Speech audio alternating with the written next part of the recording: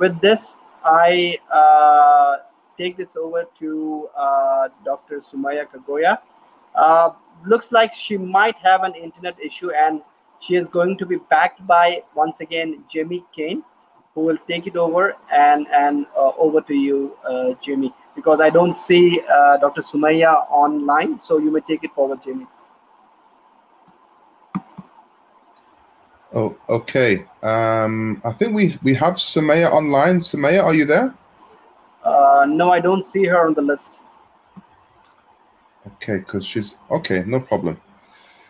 So I will fill in for Sumaya. Maybe she will be able to connect as we proceed through this session. I happen to be aware of the topic that she was going to present. In fact, it was a couple of years back when we first met in University of Dar es Salaam Business School, where she shared with me insights on her developmental research within the smart government, e-government domain.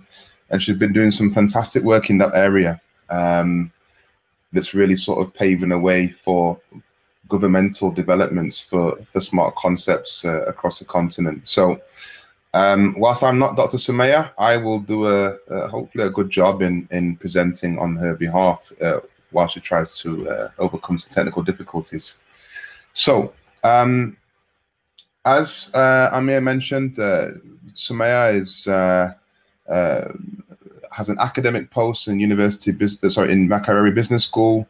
The work that she does also has an impact on industry.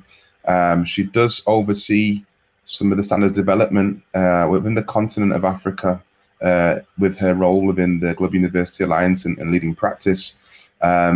And she has really developed some innovative ways forward in regards to developing smart government concepts, which is something that is forever increasing, not only in the continent of Africa, but also in other continents as well. So her presentation will be going over some of the challenges that have been experienced in developing smart governments. I think her research really sort of uncovered things more nationally across Uganda and also relating to countries across the continent of Africa.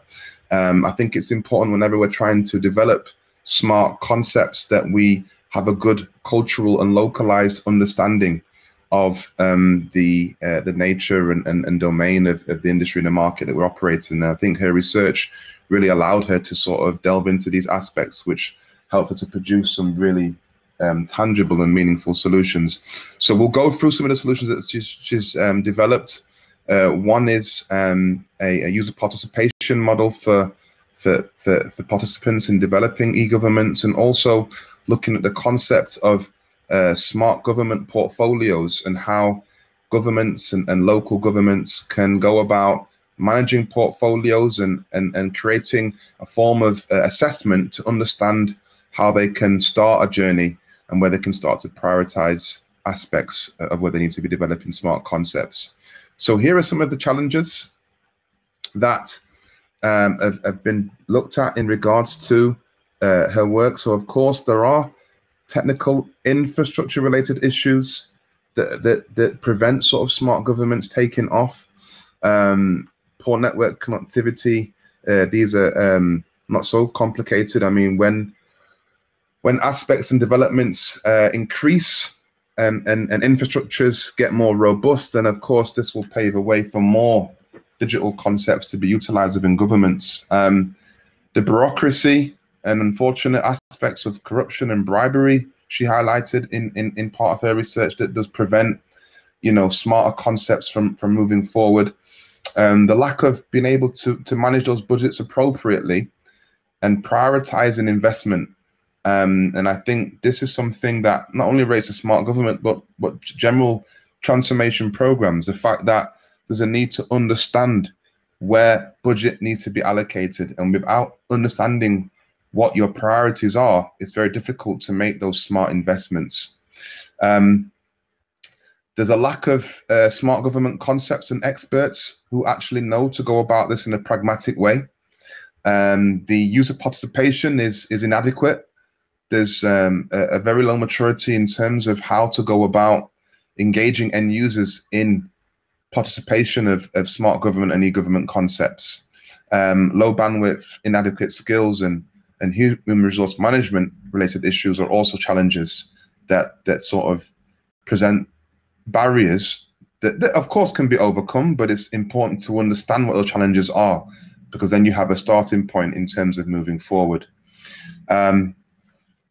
So at a sort of high level approach in terms of the way forward, there's a need to really sort of look at soliciting funds in the right way, developing stronger infrastructures, having the right professional development for your employees, and bringing in the right expertise and having partnerships that can enable you to progress forward in a meaningful way. I think one of the themes that has been presented throughout this conference is the fact that we need to be open to the right type of partnerships. In fact, if you look at governments who are outperforming, it's through the right partnerships that they're able to strike the right balance and create, you know, the right infrastructures, the right smart concepts, the right values to their service users, et cetera, et cetera. There's a need to reduce the bureaucracy, to flatten structures where needed, so that there's a less complication and less sort of realm of corruption and bribery across governments. And the fact that there's now a model that she's produced alongside the maturity assessment that looks at a very effective way of developing participation engagement, which is called the OPEGI model, which I'll go through on the next slide. So the idea here is that you have aspects that lead towards a more enhanced participation with users. There's a need to understand the different attributes of users and how they relate to information system attributes. There's infrastructure attributes need to be considered as well. And all of these aspects contribute towards the smart government implementation success. Of course, there needs to be the right level of sponsorship from top management in order for all these things to be harmonized, that can lead towards a successful implementation of smart government concepts. And what's also important to realize is that traditionally, we have a very sort of linear rate of change when it comes to government developments, innovation in government. So the trend has been quite steady. But I think now we appreciate that, you know, from 2010 onwards, we've seen an absolute amazing surge of technological developments, meaning that the innovation of technology is by far outpacing the growth in which we're able to sort of innovate our business and governments.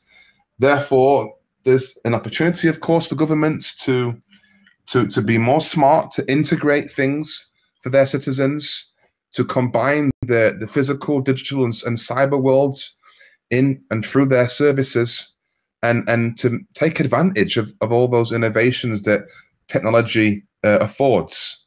Of course, I think this is covered in yesterday's session, that we have all these notions of different smart concepts now that are presenting themselves to us. And there's a massive opportunity for governments to become more efficient, to innovate in the way they service their citizens, to be more, to reduce the cost of ownership on things that they deliver as services. And smart government, you know, brings all this and a lot more.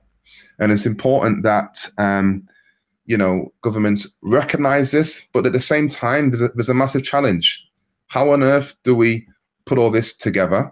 Because whilst there's aspects of innovation on government business models, there's rethinking how they go things about from an operating model perspective, putting all this together in such a complex portfolio, it's a massive challenge.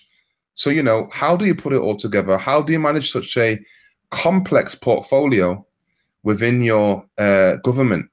So here is part of the portfolio management and a breakdown that helps to structure the way of working and thinking in regards to portfolio management within smart government. So the first aspect is here, things from an environment perspective.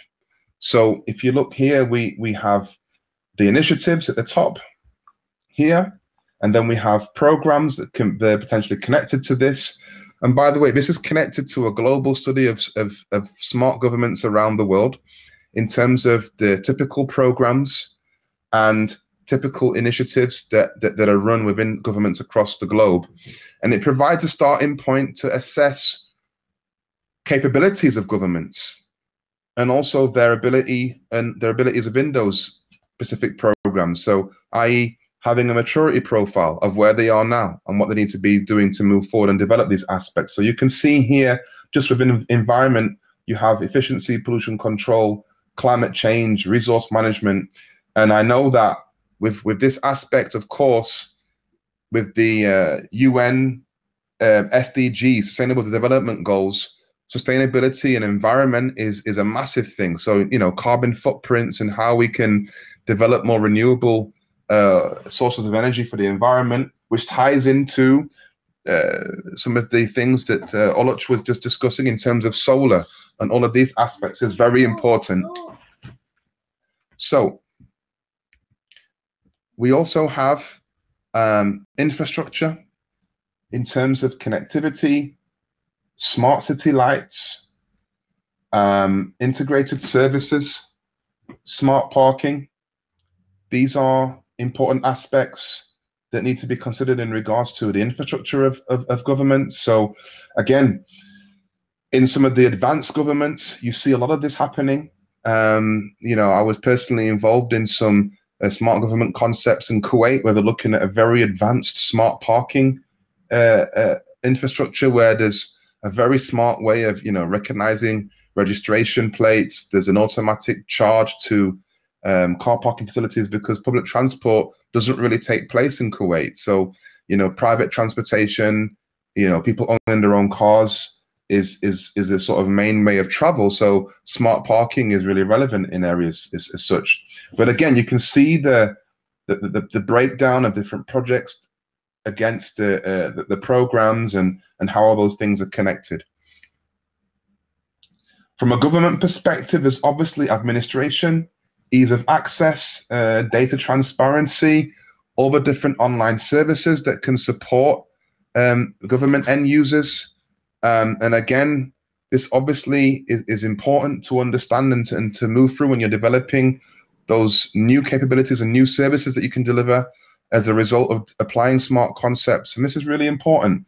And of course, all of this is wrapped up, or should be wrapped up and connected to an overarching vision, mission, and strategy. We have society in terms of training, inclusion, cultural vibrance. So again, looking at all the aspects that connect to those programs. You also have aspects of education. So how is smart government supporting education within a local government or within a country?